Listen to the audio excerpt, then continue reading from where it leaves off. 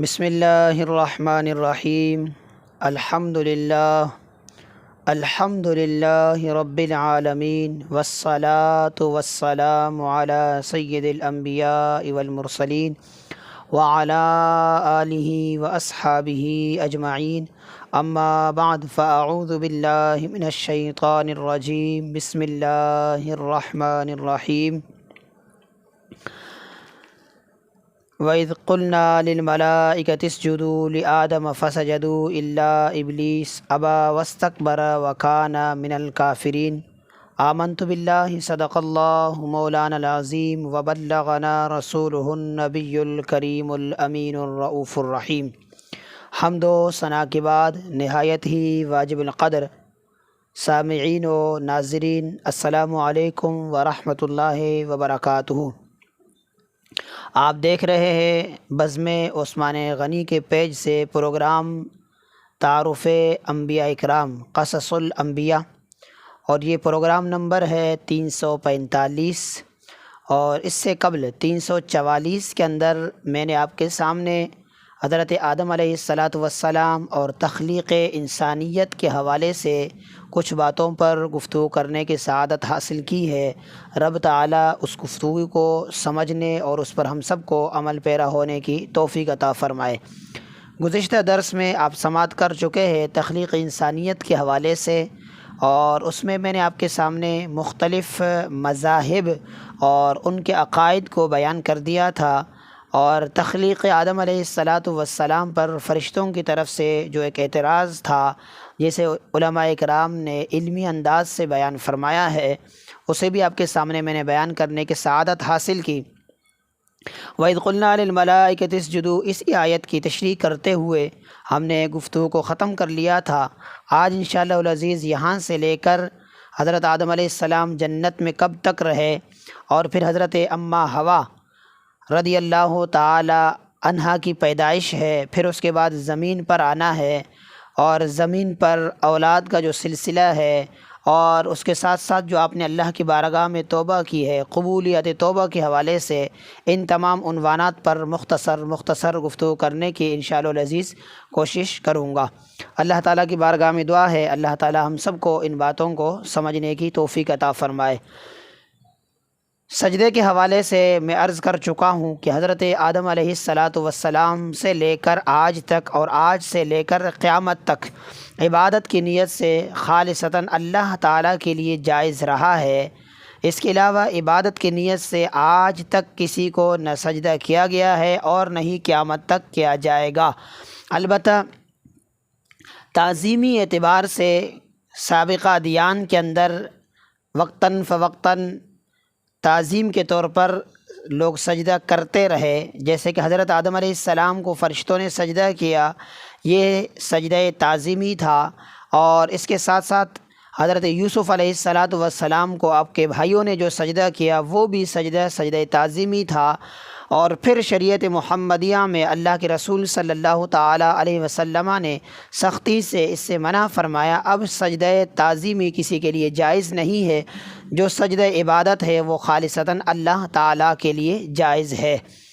اور اس کے بعد اللہ تعالیٰ نے فرمایا کہ وَقُلْنَا يَا آدَمُ اسْكُنْ أَنْتَ وَزَوْجُكَ الْجَنَّةَ، یعنی حضرت آدم علیہ السلام کو جب فرشتوں نے سجدہ کیا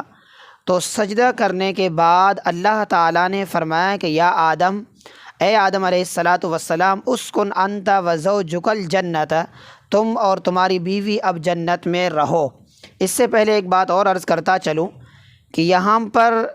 مفسرین اکرام نے لکھا ہے سجدے کے حوالے سے کہ جیسے ہی رب تعالیٰ نے حکم دیا کہ حضرت آدم علیہ السلام کو سجدہ کرو، تو تمام کے تمام فرشتے بارگاہ الہی میں سجدے میں چلے گئے،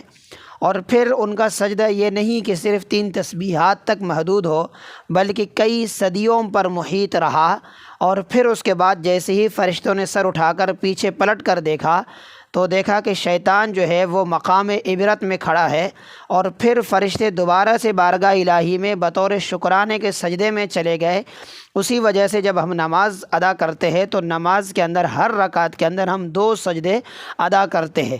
اس لیے علماء نے فرمایا کہ نماز کے اندر جو 2 سجدے ہیں، ہر رکعت کے اندر 2 سجدوں کا ہونا یہ فرض ہے، اور یکے بعد دیگر کا ہونا یہ واجب ہے۔ یعنی اگر کوئی شخص نماز کے اندر ایک رکعت کے اندر ایک سجدہ کر لیتا ہے اور پھر اس کے بعد بھول کر کھڑا ہو گیا، تو اب آخر میں وہ ایک سجدہ اضافی کر کے، یعنی اسی سجدے کو نماز کے آخر میں کر کے، اس کے ساتھ سجدہ سہو کر کے نماز کو مکمل کر لے۔ اگر ایک سجدہ کو چھوڑ دے تو اس کی نماز مکمل نہیں ہے۔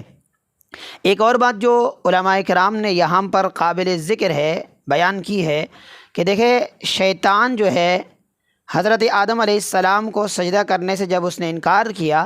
تو اس نے وجہ یہ پیش کی کہ مولا تو نے مجھے آگ سے بنایا ہے، اور حضرت آدم علیہ السلام کو تو نے مٹی سے بنایا ہے، اور فرشتوں کو رب تعالیٰ نے نور سے پیدا فرمایا۔ گویا کہ فرشتے اللہ تعالیٰ کی نورانی مخلوق ہے، اور شیاطین اور جنات کو رب تعالیٰ نے آگ سے بنایا، اور انسان کو رب تعالیٰ نے مٹی سے بنایا۔ شیطان نے یہی اعتراض کیا کہ میں تو آگ سے ہوں، میں مٹی سے افضل و اعلیٰ ہوں، اس وجہ سے میں حضرت آدم علیہ السلام کو سجدہ نہیں کروں گا۔ جب اس نے حضرت آدم علیہ السلام کو سجدہ کرنے سے انکار کیا، حالانکہ یہ جو سجدہ تھا جیسے کہ میں عرض کر چکا ہوں یہ سجدہ تعظیمی تھا، سجدہ تعظیمی کرنے سے اس نے انکار کیا تو بارگاہ الہی سے مردود ہوا، اور سجدہ بھی کس کو کرنا تھا؟ بطور تعظیم حضرت آدم علیہ السلام کو، جو اللہ کے نبی ہے۔ اللہ کے نبی کو سجدہ تعظیمی کرنے سے جب شیطان نے انکار کیا تو رب تعالیٰ کی بارگاہ سے ہمیشہ ہمیشہ کے لیے مردود ہو گیا۔ اس لیے اللہ تعالیٰ نے قرآن مجید میں فرمایا کہ وَتُعَزِّرُوهُ وَتُوَقِّرُوهُ، کہ نبی کی تعظیم کرو، نبی کی توقیر کرو۔ تو شیطان نے حضرت آدم علیہ السلام کو بطور تعظیم سجدہ کرنے سے انکار کیا تو ہمیشہ قیامت تک کے لیے بارگاہ الہی سے مردود ہو گیا، اور جو لوگ سرور دو عالم نور مجسم صلی اللہ تعالی علیہ وسلم کی بارگاہ میں گستاخی کرتے ہیں، وہ یہاں سے اندازہ لگائے کہ پھر ان کا کیا انجام ہوگا۔ رب تعالیٰ کی بارگاہ میں دعا ہے اللہ تعالیٰ اس بارگاہ کی ادب کرنے کی ہم سب کو توفیق عطا فرمائے۔ جب شیطان بارگاہ الہی سے مردود ہوا تو اس کے بعد رب تعالیٰ نے اس سے فرمایا کہ اے شیطان، اب تو اس بارگاہ سے مردود ہے، مگر بتا اگر تیری کوئی خواہش ہے تو میں اسے پورا کر لیتا ہوں۔ تو شیطان نے کہا کہ مولا کوئی اور تو خواہش نہیں ہے، ایک ہی خواہش ہے، وہ یہ ہے کہ مجھے اجازت ہو میں قیامت تک تیرے بندوں کو گمراہ کرتا رہوں گا۔ رب تعالیٰ نے فرمایا کہ شیطان تمہیں اس بات کی اجازت ہے، جا تجھے اجازت ہے، تو کوشش کرتا جا، لوگوں کو گمراہ کرتا جا، مگر میں اپنے رحمت کے دروازوں کو ہمیشہ کھلا رکھوں گا۔ جب جب میرے بندے توبے سے اس دروازے سے آئیں گے تو میں ان کو توبہ قبول کرتا جاؤں گا، اور جو تیرے ہوں گے وہ تیرے ساتھ رہیں گے، اور جو میرے بندے ہوں گے وہ کبھی تجھ سے گمراہ نہیں ہوں گے۔ تو اس وقت رب تعالیٰ نے شیطان سے یہی کہا تھا، اور اس کے بعد اللہ تعالیٰ نے فرمایا کہ وَقُلْنَا يَا آدَمُ اسْكُنْ أَنْتَ وَزَوْجُكَ الْجَنَّةَ، کہ ہم نے آدم علیہ السلام سے کہا کہ تم اور تمہارے اہلیہ یعنی حضرت حوا رضی اللہ تعالی عنہا دونوں جنت میں رہو، وَكُلَا مِنْهَا، اور اس میں سے کھاؤ، رَغَدًا حَيْثُ شِئْتُمَا، جہاں سے تمہارا دل کرے، بغیر کسی روک ٹوک کے۔ اب یہاں پر جو بات قابل غور ہے، اس سے پہلے فرشتوں نے جو سجدہ کیا حضرت آدم علیہ السلام کو، یہاں سے تخلیق حضرت حوا رضی اللہ تعالی عنہا کا سلسلہ جاری ہے۔ اس حوالے سے جب ہم احادیث مبارکہ کو مطالعہ کرتے ہیں تو فرمایا کہ حضرت آدم علیہ نبینا علیہ السلام جو ہے جنت کے اندر گشت کر رہے تھے اور تنہائی کو محسوس کر رہے تھے، اور پھر جیسے ہی آپ نے آرام فرمایا تو آپ کے بائیں پسلی سے رب تعالیٰ کے حکم سے حضرت حوا رضی اللہ تعالی عنہا پیدا ہوئی، اور جیسے ہی حضرت آدم علیہ السلام بیدار ہوئے تو آپ نے حضرت اماں حوا کو دیکھا۔ آپ نے پوچھا کہ تم کون ہو؟ تو حضرت اماں حوا نے جواباً کہا کہ امرأتن، اور پھر فرشتوں نے حضرت آدم علیہ السلام سے پوچھا کہ ان کا نام کیا ہے؟ تو آپ نے فرمایا کہ حوا، یعنی یہ زندہ آدمی سے پیدا کی گئی ہے، اس وجہ سے ان کا نام حوا ہے۔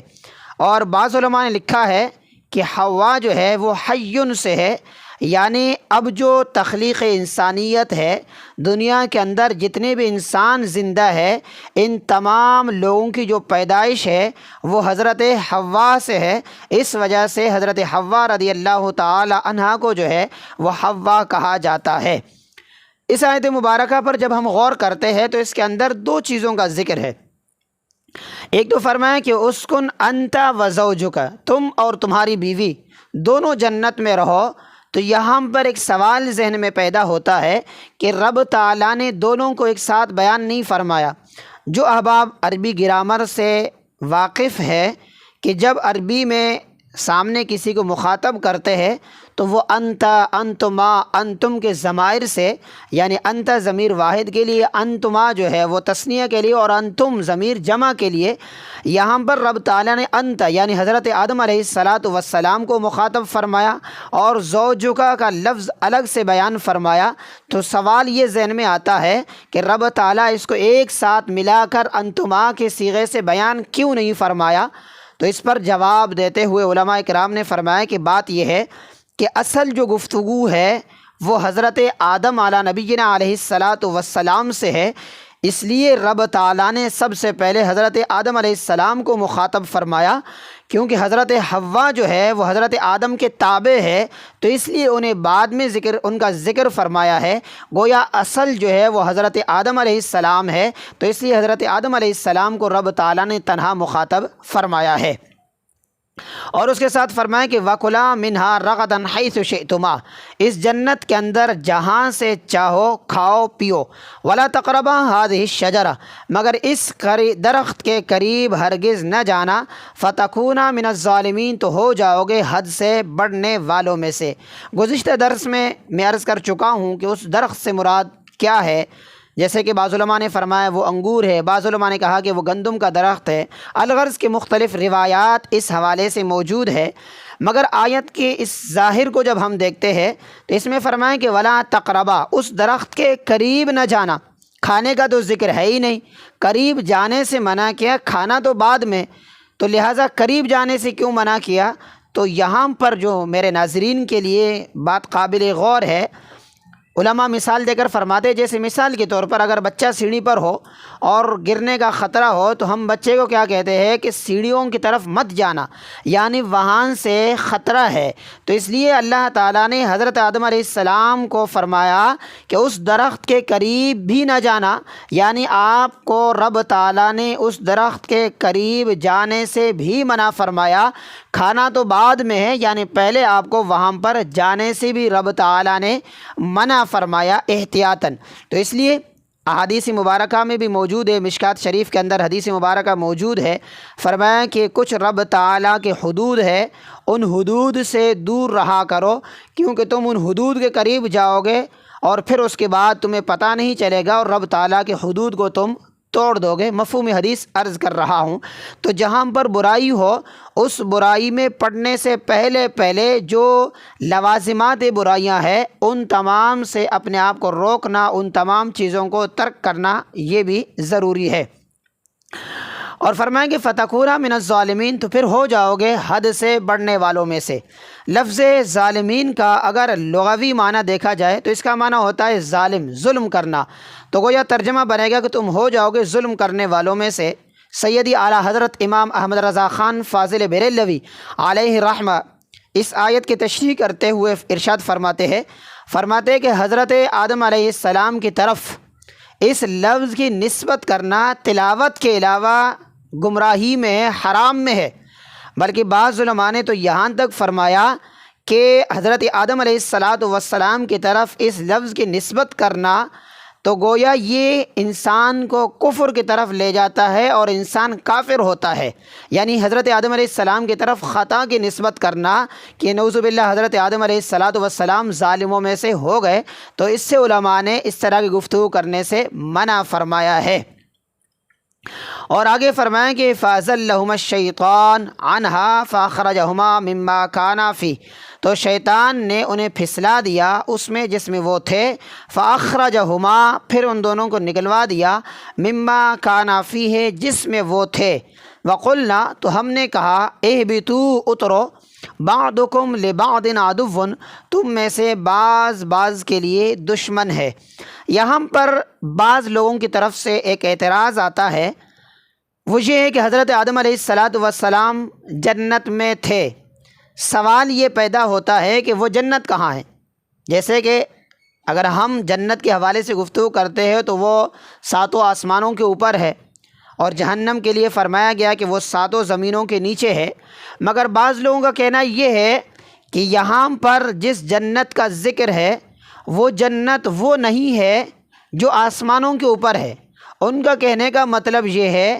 کہ یہ زمین کے اوپر ایک باغ ہے، اس باغ میں حضرت آدم علیہ السلام اور حضرت حوا اس باغ کے اندر ٹھہرے ہوئے تھے، اور اس باغ کے اندر ایک درخت کے پاس جانے سے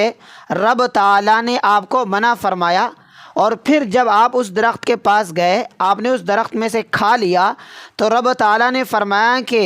وَقُلْنَا اِهْبِطُوا، کہ تم اس، گویا ان کا کہنے کا مطلب یہ ہے کہ اہبتو کا جو معنی ہے وہ نکلنے کے معنی میں ہے، ہجرت کے معنی میں ہے، تو پھر رب تعالیٰ نے ان سے فرمایا کہ اب اس جو ہے باغ سے باہر نکل جاؤ۔ ان کا کہنے کا مطلب یہ ہے کہ ایک تو جنت جو ہے وہ جنت جو آسمانوں پر ہے وہ جنت نہیں ہے، بلکہ جنت کا جو لغوی معنی ہے وہ باغ ہے۔ گویا حضرت آدم علیہ السلام زمین کے اوپر کسی باغ میں ٹھہرے ہوئے تھے، اور جو لفظ اہبتو ہے اس کا معنی ہوتا ہے ان کے نزدیک ہجرت کرنا، ایک جگہ سے دوسری جگہ کی طرف چلے جانا، جیسے کہ بنی اسرائیل سے اللہ تعالیٰ نے ارشاد فرمایا کہ اہبتوا مصرن، کہ تم مقام طے سے شہر کی طرف چلے جاؤ۔ تو گویا اسی طریقے سے حضرت آدم علیہ السلام کو رب تعالیٰ نے فرمایا کہ اب تم اس باغ سے نکل کر کسی اور طرف کسی اور جگہ پر چلے جاؤ۔ گویا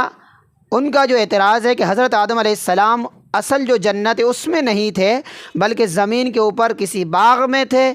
پھر انہوں نے جب اس درخت سے کھا لیا تو رب تعالیٰ نے فرمایا کہ اب اس باغ سے باہر نکل جاؤ، کسی اور جگہ پر چلے جاؤ، اور اہبتو کا جو معنی ہے وہ ہجرت کا معنی ہے ان کے نزدیک۔ اس پر جواب دیتے ہوئے علماء کرام نے فرمایا کہ ٹھیک ہے، اہبتو کا ایک معنی یہ بھی کر سکتے ہیں کہ ہجرت کرنا، مگر اس لفظ کا جو حقیقی معنی ہے وہ یہ ہے کہ اوپر سے نیچے کی طرف آ جانا، اور وہ جو معنی ہے وہ مجازی معنی کہہ سکتے ہیں یا حقیقت قاصرہ کے طور پر تو کہہ سکتے ہیں، اور لفظ کے حقیقی معنی لینا جب متعذر ہو تو اس وقت مجاز کی طرف جانے کی اجازت ہے، جب حقیقی معنی مراد لینا جائز ہو، درست ہو، تو اس وقت جو ہے وہ مجاز کی طرف جانے کی اجازت نہیں ہے۔ اور دوسری بات یہ ہے کہ اسی آیت کے اندر آگے اللہ تعالیٰ نے ارشاد فرمایا وَلَكُمْ فِي الْأَرْضِ مُسْتَقَرٌّ، کہ تمہارے لیے زمین میں ایک مدت تک کے لیے ٹھہرنا ہے۔ مستقرن کا لفظ فرمایا، اگر حضرت آدم علیہ السلام پہلے سے زمین پر تھے تو پھر رب تعالیٰ نے وَلَكُمْ فِي الْأَرْضِ مُسْتَقَرٌّ کیوں فرمایا؟ لہٰذا وَلَكُمْ فِي الْأَرْضِ مُسْتَقَرٌّ سے پتہ چلا کہ حضرت آدم علیہ السلام اس سے پہلے زمین پر نہیں تھے بلکہ جنت میں تھے۔ جس طرح رب تعالیٰ نے چاہا، جب تک چاہا وہاں پر آپ ٹھہرے رہے، مختلف روایتوں میں ہے کہ 80 سال ٹھہرے رہے، 100 سال تک آپ وہاں ٹھہرے رہے، اور پھر اس کے بعد خطا اجتہادی کے بعد رب تعالیٰ کے حکم سے آپ زمین پر تشریف لائے، اور رب تعالیٰ نے فرمایا کہ وَلَكُمْ فِي الْأَرْضِ مُسْتَقَرٌّ، اور تمہارے لیے زمین میں ایک مدت تک کے لیے ٹھہرنا ہے، وَمَتَاعٌ إِلَىٰ حِينٍ، اور ٹھہرنے کا ساز و سامان ہے۔ اب یہاں پر فرمایا کہ اہبتو، اتر جاؤ، یہ صیغہ جمع کا ہے۔ علماء نے فرمایا کہ حضرت آدم علیہ السلام، حضرت حوا، شیطان، اور شیطان کیونکہ سانپ کے ذریعے، سانپ کے جبڑے میں چھپ کر جنت کے اندر داخل ہوا تھا، تو رب تعالیٰ نے چاروں کو، شیطان کو، سانپ کو، حضرت آدم علیہ السلام اور حضرت حوا کو چاروں کو فرمایا کہ اہبطوا، اب تم جنت سے زمین کی طرف اتر جاؤ، بعضکم لبعض عدو، تم میں سے بعض بعض کے لیے دشمن ہے۔ یہی وجہ ہے کہ آپ کو معلوم ہے انسان اور سانپ کے درمیان ایک دشمنی ہے، اور انسان جب بھی سانپ کو دیکھتا ہے تو وہ اسے مارنے کی کوشش کرتا ہے، اور سانپ جب انسان کو دیکھتا ہے تو ڈسنے کی کوشش کرتا ہے۔ یہ جو انسان اور سانپ کے درمیان جو دشمنی ہے وہ آج سے نہیں ہے، یہ اس وقت سے ہے کہ جب حضرت آدم علیہ السلام کے ساتھ جنت سے زمین پر آئے تھے تو اس وقت سے یہ دشمنی جاری ہے، اور قیامت تک اسی طریقے سے یہ سلسلہ جاری اور ساری رہے گا۔ حضرت آدم علیہ السلام اس کے بعد جب زمین پر تشریف لائے، مختلف روایات ہے، فرمایا کہ ہند کی زمین پر آپ تشریف لائے، اور حضرت حوا جو ہے وہ جدہ کے مقام پر تشریف لائی، اور پھر اس کے بعد آپ اللہ کی بارگاہ میں توبہ و استغفار کرتے رہے، ایک عرصے تک آپ اللہ کی بارگاہ میں توبہ کرتے رہے، اور پھر آخرکار یہی ہوا کہ ایک دن آپ نے اللہ کی بارگاہ میں توبہ کی، مولا میں تیری بارگاہ میں حضرت محمد مصطفیٰ صلی اللہ تعالی علیہ وسلم کے وسیلے سے توبہ کرتا ہوں۔ تو رب تعالیٰ نے حضرت آدم علیہ السلام کو مخاطب فرمایا اور فرمایا کہ اے آدم، تم نے محمد کو کیسے پہچانا؟ تو حضرت آدم علیہ السلام نے بارگاہ الہی میں عرض کی، مولا جس وقت تو نے مجھے پیدا فرمایا اور جس وقت تو نے مجھ میں اپنی پسندیدہ روح کو ڈال دیا، اس وقت میں نے سر اٹھا کر عرش کو دیکھا، تو عرش پر میں نے لا الہ الا اللہ محمد الرسول اللہ کے کلمات کو پایا، تو میں سمجھ گیا کہ اللہ کی بارگاہ میں اگر کوئی مقبول ہستی ہے تو وہ محمد الرسول اللہ صلی اللہ تعالیٰ علیہ وسلم ہے، تو مولا ان کے صدقے سے میں تیری بارگاہ میں دعا کرتا ہوں۔ تو رب تعالیٰ نے فرمایا کہ ٹھیک ہے، محمد کے صدقے سے ہم تمہارے اس توبے کو، تمہاری دعا کو قبول کرتے ہیں، اور اگر محمد نہ ہوتے تو میں اے آدم تمہیں بھی پیدا نہ کرتا۔ اور پھر اس کے بعد حضرت آدم علیہ السلام اور حضرت اماں حوا دونوں آپس میں ملتے ہیں، اور ملنے کے بعد جو ہے وہ زمین پر بستے ہیں، اور پھر اس کے بعد جو ہے وہ اولاد کا سلسلہ ہے۔ اب یہاں پر جو چیز ہمارے لیے قابل غور ہے کہ حضرت آدم علیہ نبینا علیہ السلام اللہ کی بارگاہ میں جو دعا کر رہے ہیں تو وہ حضرت آقائے دو عالم محمد مصطفیٰ احمد مجتبیٰ صلی اللہ تعالیٰ علیہ وسلم کے واسطہ اور وسیلہ سے دعا کرتے ہیں۔ تو گویا حضور کی بارگاہ میں دعا کرنا اور حضور کا وسیلہ اللہ کی بارگاہ میں پیش کر کے دعا کرنا، یہ حضرت آدم علیہ نبینا علیہ السلام کی سنت ہے، اور صحابہ کی بھی سنت ہے۔ بخاری شریف کے اندر حدیث مبارکہ موجود ہے، حضرت بلال بن حارثہ رضی اللہ تعالی عنہ ایک صحابی رسول ہے، حضرت عمر فاروق رضی اللہ تعالی عنہ کے زمانے میں قحط سالی کی وجہ سے آپ روضہ رسول پر جاتے ہیں، اور روضہ رسول پر جانے کے بعد رسول اللہ کی بارگاہ میں عرض کرتے ہیں، استسقِ لأمتک فإنہم قد ہلکوا، یا رسول اللہ بارش نہ ہونے کی وجہ سے، قحط سالی کی وجہ سے لوگ مرنے والے ہیں، مال مویشی مر رہے ہیں، مولا یا رسول اللہ بارگاہ الہی میں اپنی امت کے لیے دعا کیجئے اور بارش کا انتظام فرما دیجئے۔ فرماتے کہ پھر اس کے بعد سرکار دو عالم صلی اللہ تعالیٰ علیہ وسلم خواب میں تشریف لاتے ہیں، اور خواب میں تشریف لانے کے بعد بشارت دیتے ہیں کہ انشاءاللہ العزیز ان قریب بارش ہوگی۔ تو پتہ چلا کہ صحابہ کرام رضوان اللہ تعالیٰ علیہ مجمعین کو جب کوئی مصیبت پیش آتی تو سرور دو عالم صلی اللہ تعالیٰ علیہ وسلم کے بارگاہ میں جا کر دعا کرتے اور حضور کے وسیلے سے دعا کرتے تو اللہ تعالیٰ ان کی دعا قبول فرما لیتا۔ اسی طریقے سے ایک اور حدیث مبارکہ ہے،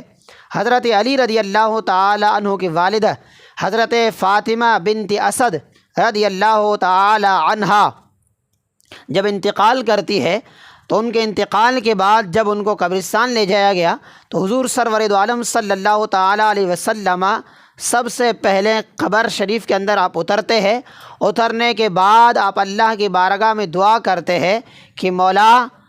میں تیری بارگاہ میں دعا کرتا ہوں سابقہ انبیاء کرام اور میں اپنے وسیلے سے مولا تو ان کے لیے قبر کو کشادہ فرما دے۔ تو حضور سرور دو عالم صلی اللہ تعالیٰ علیہ وسلم نے خود اپنا وسیلہ اور سابقہ انبیاء کرام علیہم السلام کا وسیلہ اللہ کی بارگاہ میں پیش فرمایا ہے۔ تو پتہ چلا، اور قرآن میں بھی اللہ نے فرمایا کہ وَلَوْ أَنَّهُمْ اِذ ظَلَمُوا أَنفُسَهُمْ جَاءُوكَ،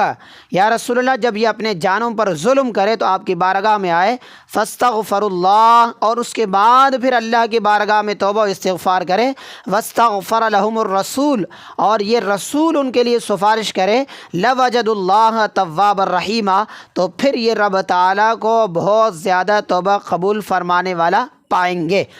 ایک روایت یہ بھی ہے کہ حضرت آدم علیہ السلام کی اولاد جو ہے وہ جنت میں ہے، مگر صحیح روایت یہی ہے کہ حضرت آدم علیہ السلام کے ہاں جو اولاد کا سلسلہ ہے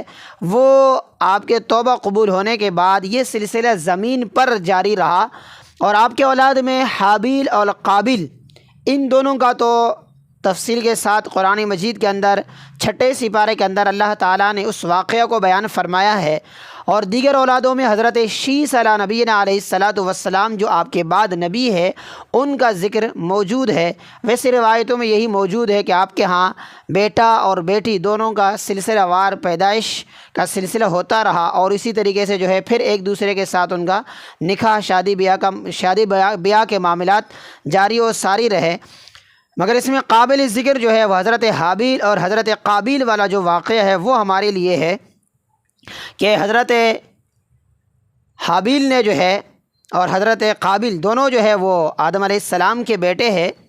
قابیل نے حضرت حابیل سے کہا، اور دونوں نے اللہ کی بارگاہ میں جب قربانی پیش کی، اور حضرت حابیل کی جو ہے قربانی اللہ کی بارگاہ میں قبول ہوئی اور قابیل کی قربانی قبول نہ ہوئی، تو قابیل نے حابیل سے کہا کہ میں تمہیں ضرور قتل کروں گا۔ حابیل نے کہا کہ اگر تو مجھے قتل کرنا چاہے گا تو میں تمہیں ہرگز قتل نہ کروں گا۔ اور پھر اس کے بعد یہی ہوا کہ قرآن میں وہ 6 سپارے کے اندر تفصیل موجود ہے کہ قابیل نے جو ہے وہ اپنے بھائی حضرت حابیل کو قتل کیا، اور پھر اس کے بعد وہ اپنے اس معاملے پر جو ہے وہ شرمندہ ہو گیا، اور یہ تفصیل کے ساتھ قرآن مجید میں 6 سپارے کے اندر موجود ہے۔ حضرت آدم علیہ نبینا علیہ السلام کی عمر کے حوالے سے اگر ہم بات کرتے ہیں تو کم و بیش 930 سال آپ دنیا میں زندہ رہے۔